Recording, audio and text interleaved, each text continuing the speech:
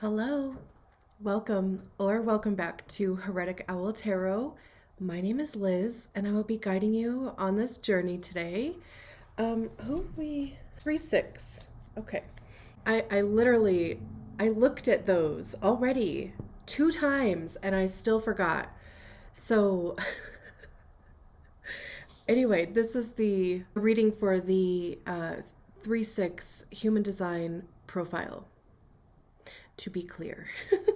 If you don't know what your profile is, there's a link in the description below for you to get your human design body graph, and it'll have a ton of great information on there for you to look into, explore, discover. But for the purposes of these readings, we're just using your profile. I'm also doing zodiac sign readings again. So like for a while, my guidance was to focus on the human design profiles. So I did. And then, which is honestly a little scary because it cut out literally half of the content that I was putting out. So that's a little scary, but strategy and authority, because our strategy and authority is designed to help us enter into the correct, quote unquote, correct experiences for us.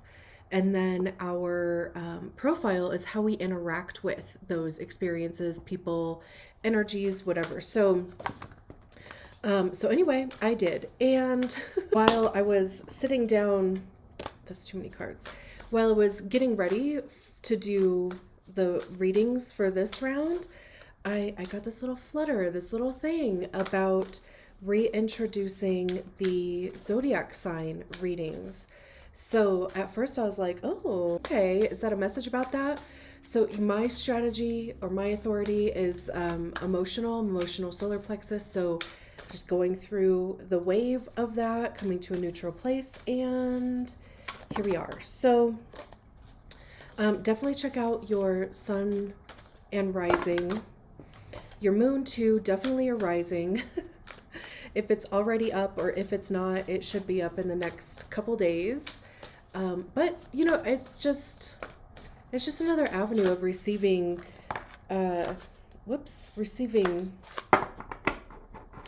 information, right? Because not every 3-6 is a Taurus or a Cancer or whatever, right? So there's that. What a beautiful card. It says she feels, she knows.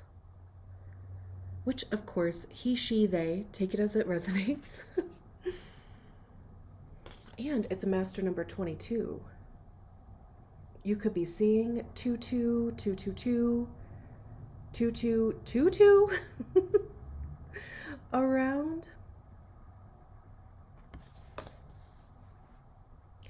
It definitely has like a intuitive kind of quality to it. We'll read about that once we get your tarot cards out. We have the Fool. That's a good start. 2 of Cups, 5 of Cups, the Death card, Temperance, more, Queen of Pentacles, 6 of Pentacles at the bottom of the deck, King of Cups, 4 of Wands. Okay. All right, let me just make sure everything is in frame, and then, of course, we will start talking about your reading. Okay. Let's see what this oracle card is talking about. I probably won't read the whole thing. We'll see how it goes. It's not as long as some of them. Some of them are kind of wordy. So it says, an illumination is erupting from within you as a vision that is bringing what was once obscured into clarity. This is not likely to happen as a blinding, shocking insight, but as more of a softer, gentle knowing. It is like knowing something without understanding exactly when or how you came to know it. This insight will assist you, and you are asked to honor it. You will know which insight it is at the right time. Your heart will tell you. You are therefore being asked to rely upon the clarity that is coming to you now, or has just recently come. Gently but firmly, from a place of knowing, intend to act and take your next steps forward. This oracle comes to you with guidance, particularly about long-range or long-term developments. Something that is far bigger than the immediate situation, issue or moment, is of importance, although you will only have a dim sense of that possibility at best. The situation you find yourself in right now the situation you find yourself in right now may not be one of joy, but in time you will understand more of the bigger picture. Yeah. You will come to see why things are happening as they are, and how you are being held on or helped on to the next stage of your path, even though it may look like an obstacle right now. You are being asked to think in terms of long-term happiness. Sometimes this warrants change or even temporary restrictions in the short term. If you can't see how the present can possibly become what you sense the future to be, this message is especially relevant. Through the natural process of transformation, great leaps are indeed possible. You simply must be prepared to surrender into the process with absolute trust. This oracle brings you specific guidance. The situations in your current life are particularly geared towards a more significant manifestation that is coming to you according to your life path and purpose. This is a stage of preparation and of building a foundation that will hold you strong and centered as your creative journey unfolds and your life path becomes even more brilliant and luminous. So keep plugging away, remain patient, but most of all, be hopeful and trust in the light you sense ahead of you, for it is the light that is within you, simply revealed more fully, and all that is happening now is happening to that end. Honestly, I feel like that sums up this whole reading. Okay, reading done. Because truly, like, there's even that 2-2, like I said, that's a master number. So there's like these synchronicities happening in here, or throughout, I should say. I know we're going to get to it, but the Two of Cups and the Temperance card, even just the similarities between those two cards and the odds that they would even come out together. So we start with the Fool card, which, you know, it was talking about taking a leap. This is that leap. The Fool card is a leap of faith. It's a risk.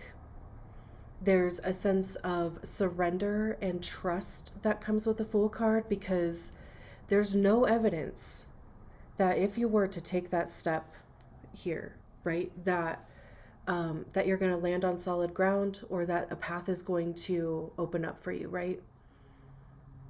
But there is this surrender, again, a trust that, as always, truly, as always, right, the path does show up. The next step, the next stone, the next whatever, you know, it does show up as we trust that it will, or as we allow ourselves to move forward towards even the uncertainty and the unknown. You know, their eyes are closed. There's not really a concern with them. It feels like they've already committed to taking this step, because I don't think they could stop if they wanted to. And it's paired with the Death card. So moving into something new, taking that leap, does require ending something. The book mentioned that too. I always say with the Death card, every new beginning disguises itself as an end, because a Death card is more about rebirth or transformation, which again the book mentioned, than it is about death, quote unquote. But it does signify the need for something to end. It's not like literal, you know, death, of course.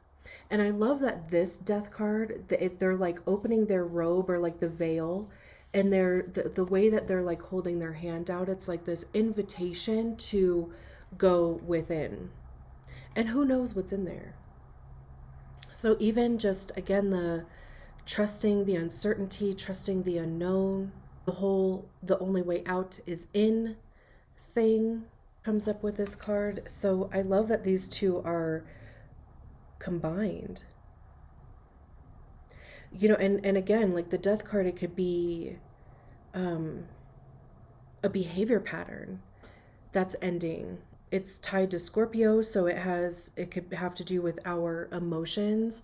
There could be some emotional attachment that we have to a way of being, to, how we feel about things, or how we respond in relation to how we're feeling about things. A behavior pattern, did I say that?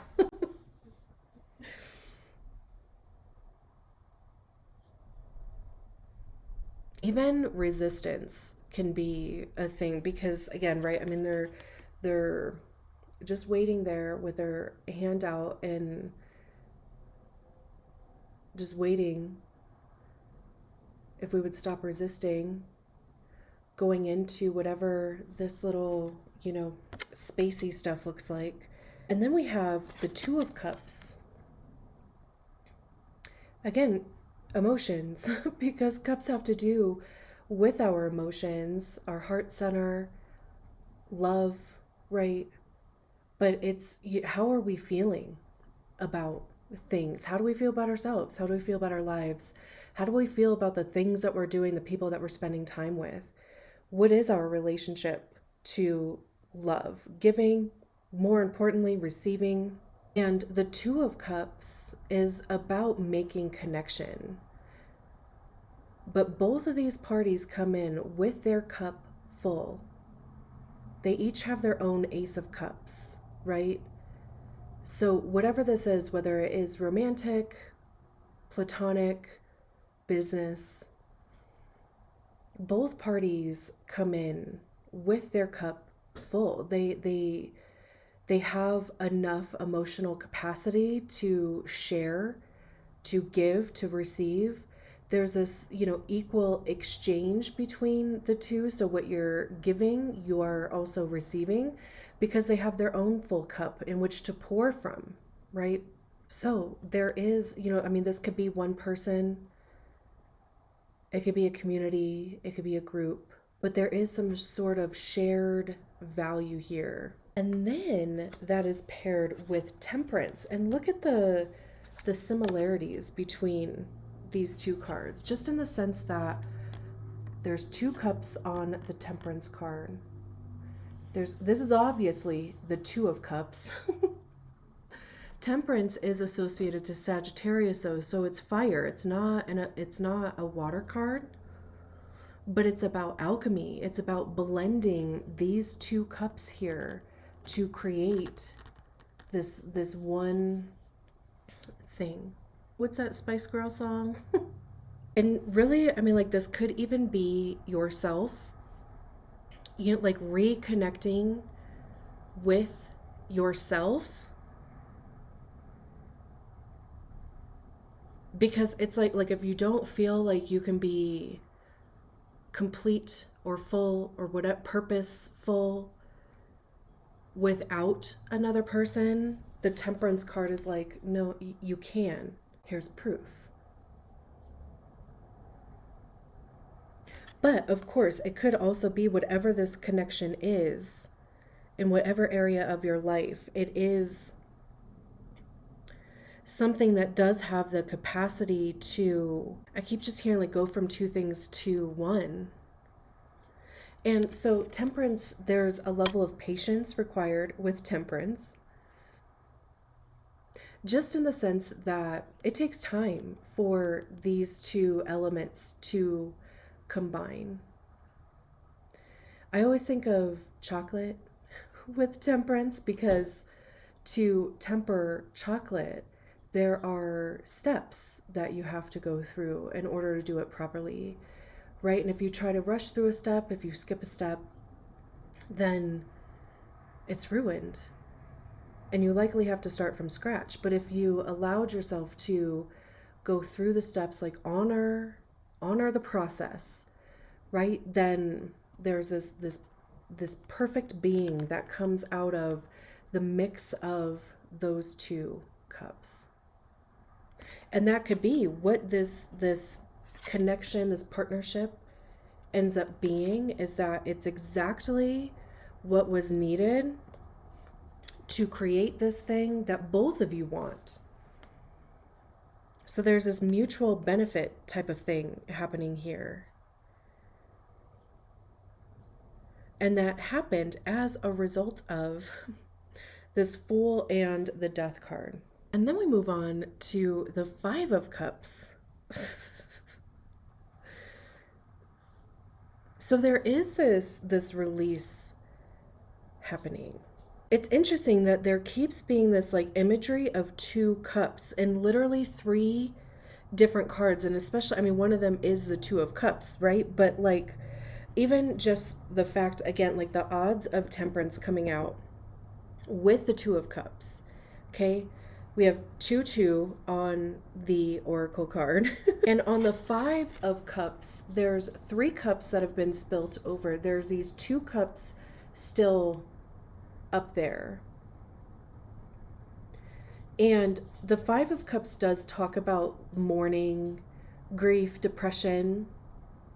Fives are transitionary cards, so they're definitely energies, again, to allow yourself to move through. I say again because, like with the Temperance card, right, it's about going through the process, honoring the process.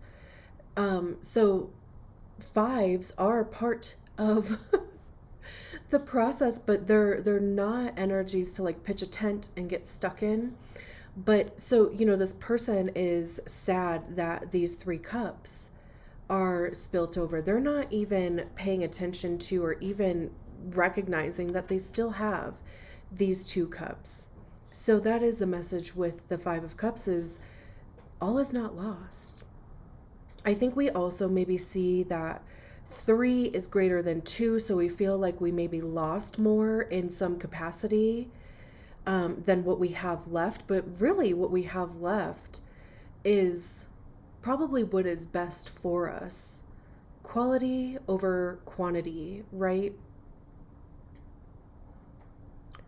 And whatever was in these 3 cups, it wasn't what was best for you or what you needed or whatever the case may be. But again, you know, there are still these 2 cups here.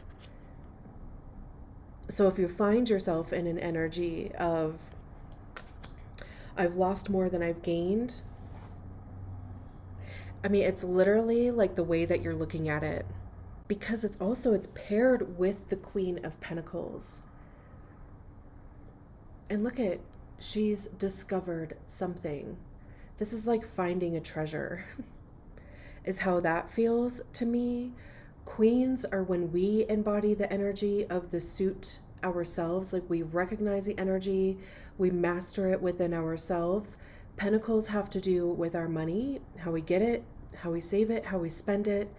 It's our physical time. Where are we spending our physical time? Where are we physically showing up in our lives?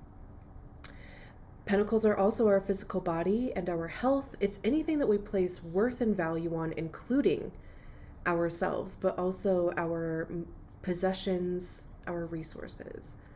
So, you know, Queens are recognizing your worth. There's kind of a nurturing element to the Queen of Pentacles too. So it's like self-care, self-love. It's giving to yourself as much as you give to others. Even just recognizing the importance of worth, like, again, the worth of your time, what you charge for your time, whether that's like in physical money or energy, because, you know, it could be an energy exchange. But I know we don't have the cards out here, but the Page of Pentacles found the key. The Knight of Pentacles was on the slow journey to even find where that key fit. The Queen of Pentacles discovered what that key fit into, and they're now taking that pentacle out of whatever this little box is. It looks like it's like buried in the ground. There's roots attached to it too. And then in the King of Pentacles, that pentacle is at their heart center. But we're at the Queen. So like this whole process, you know, it's like even it being paired with the Five of Cups, this is all even about like they're recognizing something within yourself. That's why I was even saying like the Two of Cups, like that could even be reconnecting with yourself. It doesn't have to be another person at all, ever. And then we have the Six of Pentacles at the bottom of the deck. This is that energy exchange. The Six of Pentacles is about like giving and receiving. We have, and you could be either one of these people too. You know, we have this person that has this little money bag. They have enough where they're going to share with somebody less fortunate. And maybe they recognize, like they, you know, at one point, this person could have been this person, right? And it was like maybe somebody helped them along the way. It's like that paying it forward. If you ever saw that movie, Paying It Forward. The movie was filmed at my high school, actually, the high school I graduated from. But so this can talk about charity, volunteering. It's recognizing, and so it could be even like a mentor. And again, you could be either one of these people, whether there's somebody coming in to offer assistance to you, or you're going to be offering assistance to somebody else. There's no strings attached to the Six of Pentacles, though. So it could even be a grant. It could be a scholarship, not necessarily a loan, because again, I mean, there's strings attached to a loan. So it's like, it's help without strings attached. But at the same time though, right, like there is some level of energy exchange for that help. We had the King of Cups behind it. Kings are the highest expression of the suit.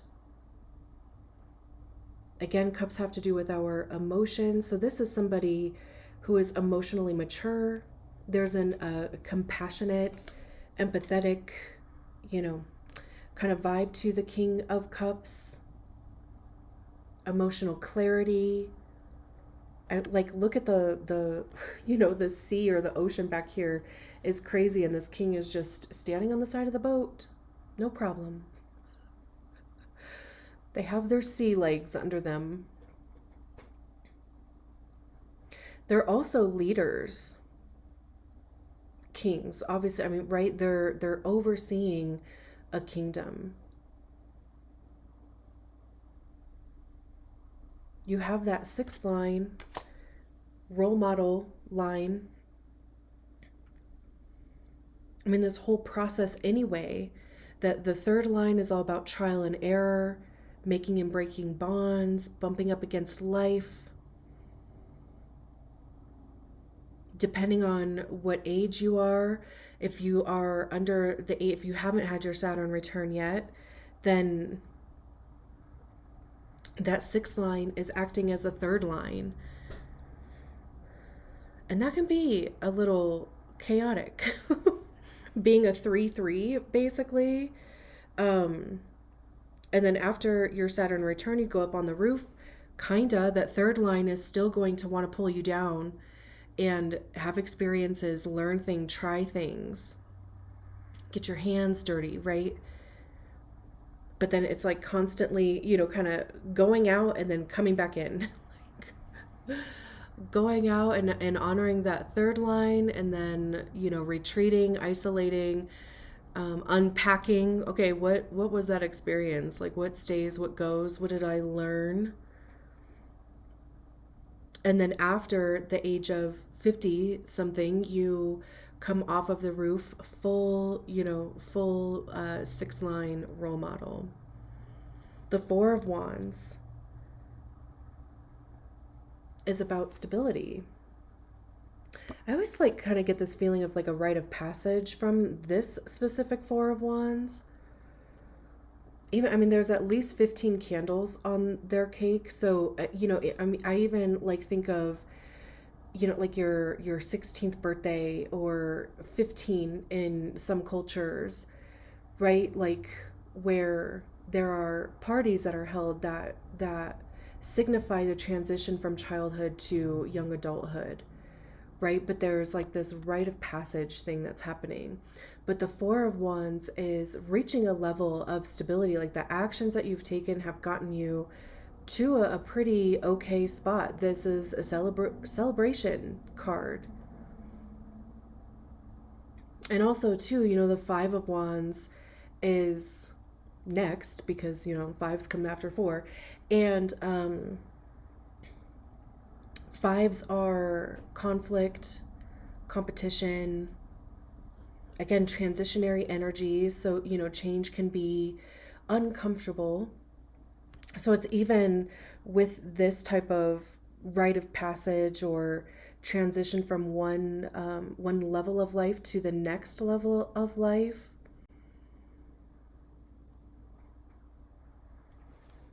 Eight of Pentacles, building something, mastering something, focusing your time, attention, resources, skills on something, which I think the book talked about too.